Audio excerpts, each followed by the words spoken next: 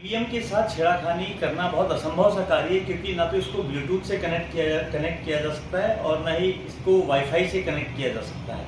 और सबसे बड़ी बात यह है कि ईवीएम के साथ एक वीवीवी पैड भी होता है। जब हम अपने मनपसंदीदा कैंडिडेट को वोट देता है तो चुनाव चिन्ह हमें सामने दिखाई देता है कि हमने किसको वोट दिया।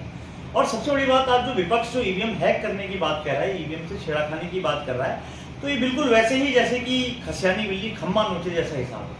क्योंकि आज ईवीएम हैक नहीं हुए, बल्कि जो वर्तमान की मोदी सरकार है यानी कि भाजपा सरकार है, उसने लोगों के दिमाग को हैक कर लिया है। आज हिंदू मुस्लिम इस देश का सबसे बड़ा मुद्दा है, यानी कि हिंदुत्व देश का सबसे बड़ा मुद्दा है और इसी पर चुनाव हो रहे हैं। और लोग, सबसे बड़ी बात यह है कि लोग भाजपा के पक्ष में जो माहौल दिखाई दे रहा है देश में, ये सबसे बड़ी बात है। क्योंकि अभी हाल ही में जो चुनाव हुए, जैसे तेलंगाना में कांग्रेस की सरकार बनी, अगर ईवीएम हैक नहीं तो तेलंगाना में कैसे कांग्रेस की सरकार बन गई, हिमाचल प्रदेश में कैसे कांग्रेस की सरकार बन गई, कर्नाटका में भी कांग्रेस की सरकार है और अन्य जगह भी गैर भाजपा शासित राज्य भी हैं जहां अन्य दलों की सरकार है।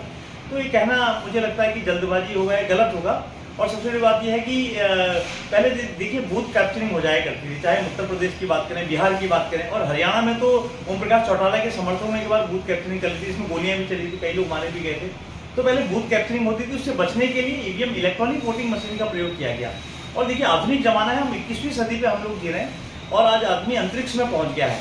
और आज क्योंकि देश आगे बढ़ रहा है तो ईवीएम से चुनाव कराना बहुत जरूरी है और विपक्ष को समझना पड़ेगा कि आज हिंदुत्व इस देश का सबसे बड़ा मुद्दा है। और दूसरी बात यह है कि आज यदि भाजपा को चुनौती देनी है तो उन्हें भी कहीं ना कहीं हिंदुत्व के मुद्दे पर मुखर होना होगा।